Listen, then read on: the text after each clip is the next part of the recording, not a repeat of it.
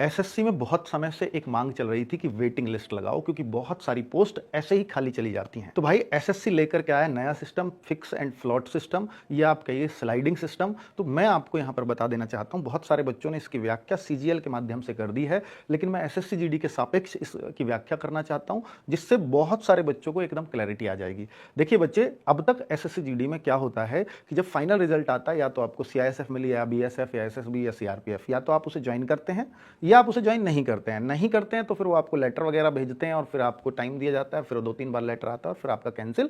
और जब वो ये मान लेते हैं कि भाई अब ये ज्वाइन नहीं करने वाला, तो फिर इसको वो अगली या उससे अगली भर्ती में फिर से दोबारा से भर्ती निकाल देते हैं ऐड ऑन करके। तो भाई ऐसे बहुत सारी भर्तियां हर बार खाली रह जाती हैं और ये खाली का प्रोसेस ही बढ़ता ही जा रहा है कि बच्चों की प्रवृत्ति है, एक जगह सिलेक्शन, दूसरी जगह सिलेक्शन, तीसरी जगह सिलेक्शन, ऐसा होता चला जाता है। बच्चों जैसे मैं मानता हूँ इसको, जैसे आपने पहले नंबर पे एसएसएफ भरा, दूसरे पे सीआईएसएफ, तीसरे पे बीएसएफ, फिर एसएसबी, फिर सीआरपीएफ, इस तरह से आपने वो चुना अपनी चॉइस।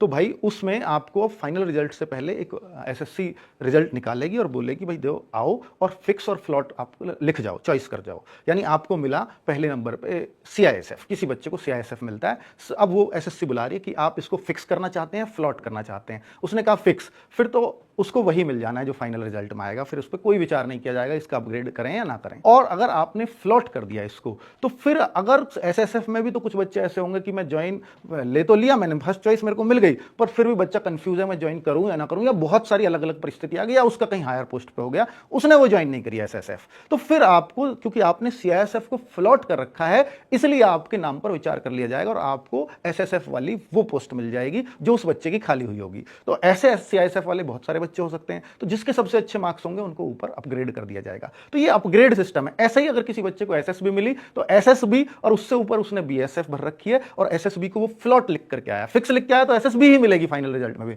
लेकिन अगर वो फ्लॉट लिख करके आ गया, तो उसके अगली पोस्ट यानी उससे ऊपर उसने कौन सी भर रखी है, मान लीजिए बीएसएफ भर रखी है, तो उसको बीएसएफ में अपग्रेड कर दिया जाएगा। तो इस तरह से फ्लॉट का और फिक्स का ये सिस्टम है, ये स्लाइडिंग सिस्टम है बच्चों। इससे आपको एक क्लैरिटी आ गई होगी कि भाई हमारा अगर यहां ज्वाइन मैं नहीं कर पाऊंगा, तो इससे पता क्या होगा, इससे सबसे बड़ा फायदा यह होगा कि बहुत सारी सीटें आपकी बच जाएंगी, बार बार खाली जो चली हो जाती हैं, क्योंकि बच्चों को अपनी एक अच्छी पोस्ट मिलती जा रही है। Thank you.